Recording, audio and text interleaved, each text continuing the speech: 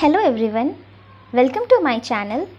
आज मैं आप लोगों के साथ अपनी सीरीज़ कंटिन्यू करने जा रही हूँ, जिसमें मैंने आपके साथ टेंस को स्टार्ट किया था। प्रेजेंट इंडेफिनिट टेंस, जो कि सबसे पहला टेंस मैंने आपको पढ़ाया था, उसका अफर्मेटिव सेंटेंस मैंने आपको ऑलरेडी समझा दिया था। अब आज आपके साथ में प्रेजेंट इंडेफिनिट टेंस के नेगेटिव सेंटेंसेस जो हैं वो मैं आपके साथ डिस्कस करूँगी। तो आज आप लोग कुछ नेगेटिव सेंटेंसेस देखेंगे, उसके बाद हम लोग कुछ रूल्स देखेंगे और कुछ क्वेश्चंस करेंगे, जिसके बाद आपको क्लियर हो कि नेगेटिव सेंटेंसेस कैसे होते हैं, कैसे ट्रांसलेशन किया जाता है ऐसे सेंटेंसेस का। ठीक है, ओके। तो सबसे पहले कुछ एग्जाम्पल्स देखते हैं। ठीक है, तो सबसे पहला एग्जाम्पल क्या है हमारा? तुम स्कूल नहीं जाते हो। You do not go to school. वह पुस्तक नहीं पढ़ती है। She does not read the book.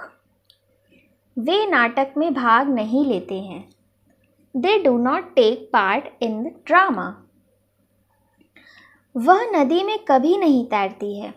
She never swims in the river. तो ये सारे क्या हैं? ये सारे कुछ एग्जाम्पल्स हैं नेगेटिव सेंटेंसेस के, जिससे इसके पहले हम लोगों ने अफर्मेटिव सेंटेंस पढ़े थे, मतलब पॉजिटिव सेंटेंस पढ़े थे प्रेजेंट इंडेफिनिट टेंस के। उसमें मैंने आपको बताया था कि वर्ब की फर्स्ट फॉर्म में एस या ई एस लगता है अगर सब्जेक्ट सिंगुलर हो, और अगर प्लूरल हो सब्जेक्ट तो वर्ब का सिर्फ फर्स्ट फॉर्म लगाते हैं सेंटेंस में। पहले सब्जेक्ट होता है, वर्ब होता है और फिर ऑब्जेक्ट होता है। ठीक है, और उसका पहचानने का मैंने तरीका भी आपको बताया था कि सेंटेंस के लास्ट में क्या होता है?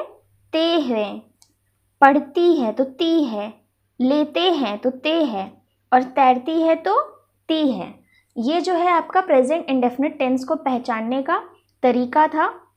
और साथ ही साथ इस सेंटेंसेस में क्या हो गया है कि आपको एक नहीं भी मिलेगा सेंटेंस में। ये देखिए, ये रहा नहीं, यहाँ भी नहीं और यहाँ भी नहीं।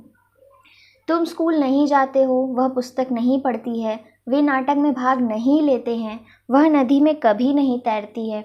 मतलब ये सारे सेंटेंस के लास्ट में ता है, ती है, ते है तो आ रहा है। इससे ये तो समझ में आ रहा है कि ये प्रेजेंट इंडेफिनिट टेंस का सेंटेंस है। साथ में इसमें आपको नहीं भी मिलेगा। नहीं भी देखिए, चारों सेंटेंस में आपको नहीं मिलेगा, मतलब ये नेगेटिव वर्ड है, इसलिए ये हमारा क्या हो गया? इसलिए ये हमारा नेगेटिव सेंटेंस होता है। तो नेगेटिव सेंटेंस को करने का क्या तरीका है, पहचानने का आपको तरीका समझ में आ गया। अब मैं आपके साथ ये डिस्कस करूँगी कि नेगेटिव सेंटेंसेस के रूल्स क्या हैं, ट्रांसलेशन कैसे करना है। पहचानने का तरीका तो बहुत सिंपल है कि सेंटेंस में एक नहीं होगा, बाकी सेम पॉजिटिव जैसे ही सेंटेंसेस हैं, बस इसमें एक नेगेटिव वर्ड आ जाएगा। ठीक है, और ये देखिए एक चीज़ और मैं आपको बता दूँ, जो फोर्थ सेंटेंस है हमारा, वह नदी में कभी नहीं तैरती है। कभी नहीं, देखिए आपको सेंटेंस में एक जगह तो नहीं भी मिल सकता है और कभी कभी कहीं नहीं भी मिल सकता है, कभी नहीं।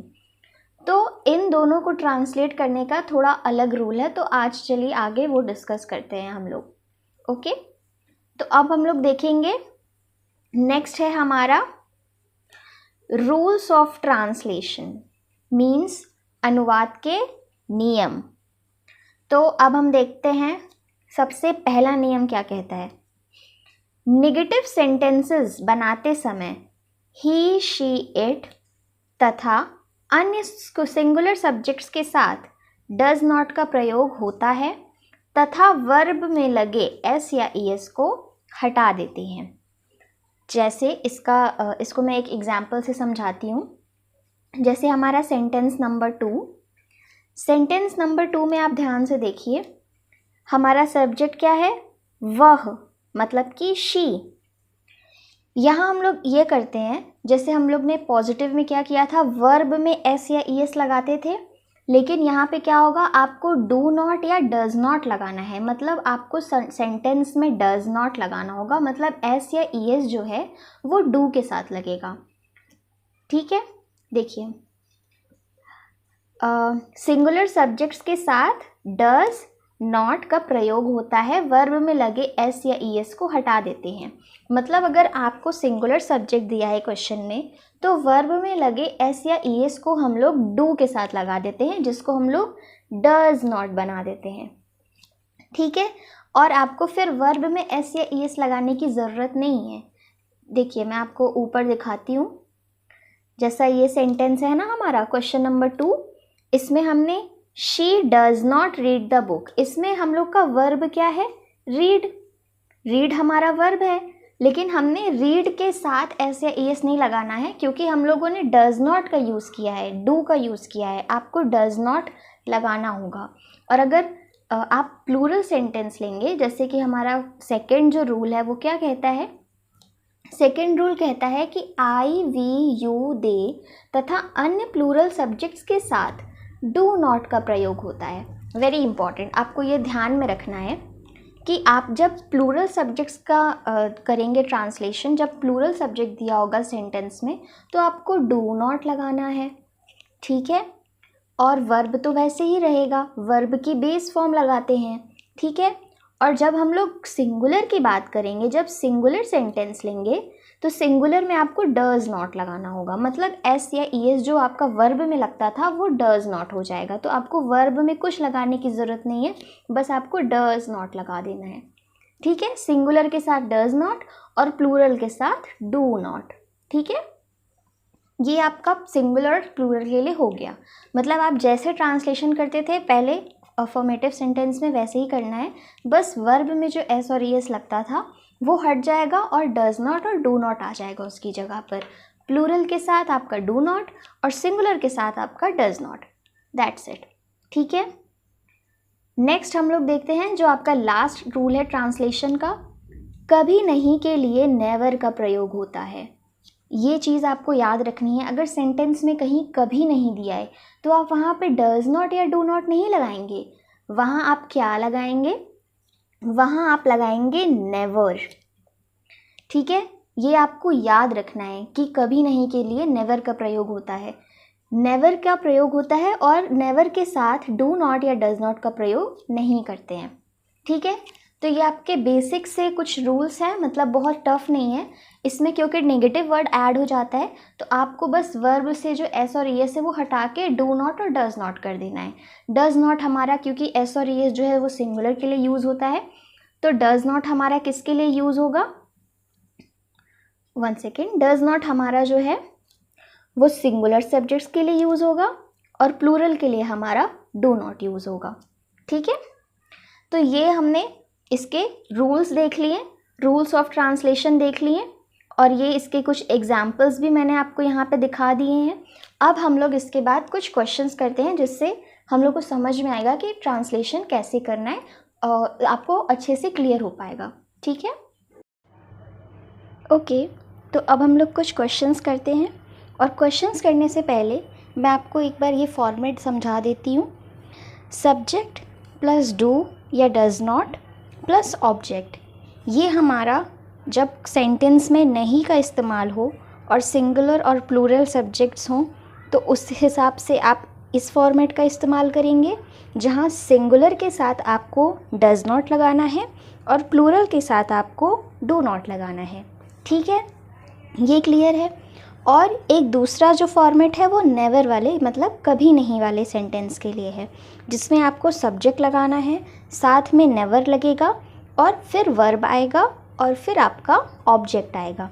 ठीक है, तो चलिए अब हम कुछ क्वेश्चंस करते हैं और इन सबको और अच्छे से समझते हैं। ठीक है, तो सबसे पहला क्वेश्चन है हमारा, मैं पिक्चर नहीं देखता हूँ। मैं पिक्चर नहीं देखता हूँ, यहाँ हमारा नेगेटिव वर्ड नहीं आ गया।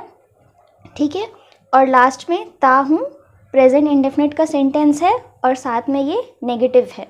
ठीक है, तो मैंने आपको अभी रूल क्या समझाया है कि पहले तो ये देखेंगे सब्जेक्ट क्या है हमारा, मैं, मतलब कि आई। अब आई क्या होता है हमारा, आई जो है उसे हम लोग प्लूरल कंसिडर करते हैं। ठीक है, तो प्लूरल के साथ आपको डू नॉट लगाना है ना। तो हम लोग पहले सब्जेक्ट लिखेंगे। ठीक है, सब्जेक्ट मैंने यहाँ पे पहले लिख दिया। इसके बाद आपको डू या फिर डज नॉट जो भी क्वेश्चन में लगाना होगा उस हिसाब से आपको लगाना है। क्योंकि आई हमारा प्लूरल है तो मैं यहाँ पे डू नॉट लगाऊंगी। तो आई do not I do not. अब इसके बाद आपका आएगा वर्ब आएगा इसके बाद। तो वर्ब जो है वो हमारा क्या है, पिक्चर देखना। तो पिक्चर देखना, इसके लिए हमारा वर्ड हो जाएगा आई do not watch. I do not watch picture.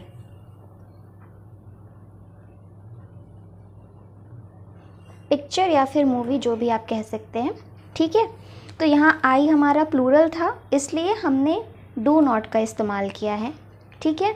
और वॉच हमारा हो गया, देखने के लिए हमारा वॉच वर्ब हो गया, और क्या देखने के लिए, पिक्चर देखने के लिए, तो लास्ट में हमारा पिक्चर आ जाएगा, ठीक है। अब हम नेक्स्ट देखते हैं सेंटेंस।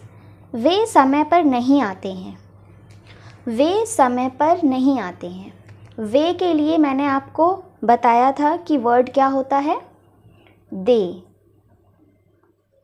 दे, और दे जो है हमारा, ये हमारा प्लूरल वर्ड है, ठीक है।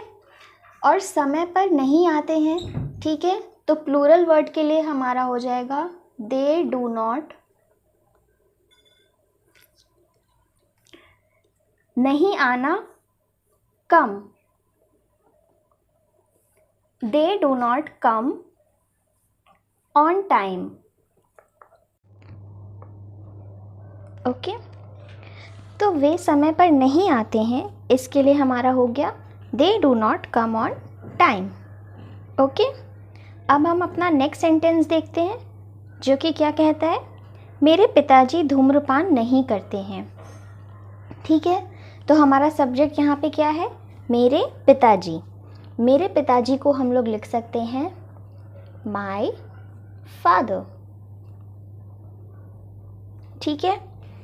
अब धूम्रपान नहीं करते हैं, नहीं करते हैं, पहले तो ये देख लीजिए कि यहाँ पे माय फादर जो है ये आपका सिंगुलर होगा, क्योंकि सिर्फ एक इंसान की बात हो रही है, मेरे पिताजी, मतलब सिर्फ एक लोग की बात हो रही है, इसलिए सिंगुलर में हम लोग क्या लगाते हैं, डज नॉट, ठीक है। मेरे पिताजी धूम्रपान नहीं करते हैं, my father does not smoke. धूम्रपान मतलब स्मोक, इसको इंग्लिश में स्मोक कहेंगे, इंग्लिश में इसके लिए जो वर्ड यूज़ होगा उसे स्मोक कहा जाएगा, ठीक है। तो अब नेक्स्ट सेंटेंस क्या है हमारा, डॉक्टर मरीज़ों को नहीं देखते हैं, ठीक है। डॉक्टर मरीज़ों को नहीं देखते हैं, तो पहले तो हो जाएगा हमारा डॉक्टर, ठीक है। और डॉक्टर क्योंकि सिंगुलर है तो यहाँ हो जाएगा does not. Doctor does not. अब देखना, देखिए, जब डॉक्टर किसी मरीज़ को देखता है ना, तो उसे हम लोग इंग्लिश में एग्जामिन करना बोलते हैं, ठीक है। जैसे हम लोग अगर कोई मूवी देख रहे हैं, पिक्चर देख रहे हैं, टीवी देख रहे हैं, मतलब, तो उसे हम लोग इंग्लिश में वॉच कहेंगे, देखने के लिए। अगर किसी चीज़ को देख रहे हैं तो वो सी हो गया, लेकिन जब डॉक्टर किसी मरीज़ को देखता है तो उसे हम लोग एग्जामिन करना कहते हैं, क्योंकि वो एग्जामिन कर रहा होता है मरीज़ को, इसलिए यहाँ पे सी नहीं होगा देखने के लिए, एग्जामिन हो जाएगा। So the sentence will be doctor does not examine. Examine किसे नहीं देखते हैं, मरीज़ों को। Examine the patients. मरीज़ों के लिए हमारा जो इंग्लिश वर्ड है वो पेशेंट्स हो जाएगा, ठीक है। आई होप आपको समझ में आ गया। Doctor does not examine the patients, ठीक है। अब नेक्स्ट सेंटेंस क्या है हमारा, मैं फल नहीं खाता हूँ। मैं फल नहीं खाता हूँ, तो मैं के लिए हमारा वर्ड क्या होता है, आई। और मैंने आपको बताया है कि आई जो होता है ना, वो प्लूरल कंसिडर किया जाता है, तो आई के लिए हमारा डू नॉट हो जाएगा। डू नॉट नहीं हो, सॉरी, डज नॉट नहीं होगा, बट डू नॉट होगा, ठीक है। आई डू नॉट, फल नहीं खाता हूँ मतलब फल नहीं खाता है, तो इसके लिए हो जाएगा, खाने के लिए हो जाएगा ईट।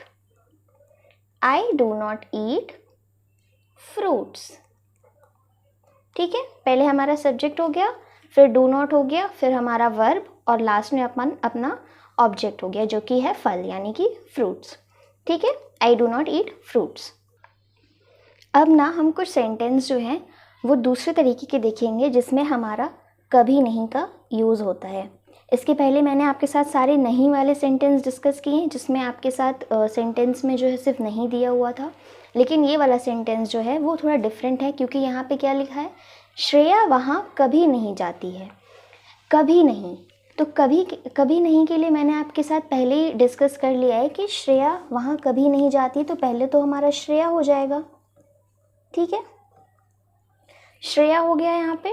और कभी नहीं के लिए हमारा वर्ड क्या होता है, नेवर। नेवर, यहाँ पे डू नॉट या डज नॉट का यूज़ नहीं होगा, यहाँ पे कभी नहीं के लिए हमारा नेवर का यूज़ होगा। ठीक है, तो श्रेया नेवर, कहीं जाने की बात हो रही है तो गोज़। एक्चुअली श्रेया जो है वो सिंगुलर है, इसलिए यहाँ पे आप नेवर में तो कोई भी एस या ईएस नहीं लगाएंगे, इसलिए हमारा वर्ब जो है उसमें ही एस या ईएस जो है वो लग जाएगा। ठीक है, श्रेया नेवर गोज़, कहाँ नहीं जाती है, वहाँ। तो वहाँ के लिए हमारा वर्ड होता है there. There, Shreya never goes there. ठीक है, अब लास्ट सेंटेंस देखते हैं। यह बच्चा रात को कभी नहीं रोता है। तो यह बच्चा के लिए हमारा हो जाएगा दिस बेबी। ठीक है, यह बच्चा मतलब दिस बेबी, और ये सिंगुलर है, और इसके साथ क्या होगा, पहले तो कभी नहीं के लिए हम लोग क्या लिखेंगे, नेवर। दिस बेबी नेवर क्या नहीं करता है, रोता नहीं है। तो रोने के लिए हमारा जो इंग्लिश वर्ड होता है वो होता है क्राई, लेकिन क्योंकि बच्चा जो है वो सिंगुलर है तो इसमें एस या ईएस लगता है, तो क्राइज हो जाएगा। ठीक है, दिस बेबी नेवर क्राइज, कब नहीं रोता है, रात को नहीं रोता है। तो this baby never cries at night. ठीक है, यह बच्चा रात को कभी नहीं रोता है। This baby never cries at night. तो ये हमारा कभी नहीं के सेंटेंस हो गए, मतलब मैंने आपके साथ नेवर को यूज़ करने का फॉर्मेट यहाँ पे शेयर किया है कि नेवर, जब हम लोग नेवर वाले सेंटेंस बनाएंगे तो उसमें कैसे हम लोग उस सेंटेंस को ट्रांसलेट करेंगे। ठीक है, तो आज मैंने आपके साथ सारे नेगेटिव सेंटेंसेस के फॉर्मेट शेयर किए, उनके रूल्स आपको बताएं, और हमने कुछ क्वेश्चंस भी किए। आई होप आपको वीडियो अच्छा लगा हो। अगर अच्छा लगा हो तो प्लीज़ लाइक करिए, and thank you so much. अब मिलते हैं नेक्स्ट वीडियो में।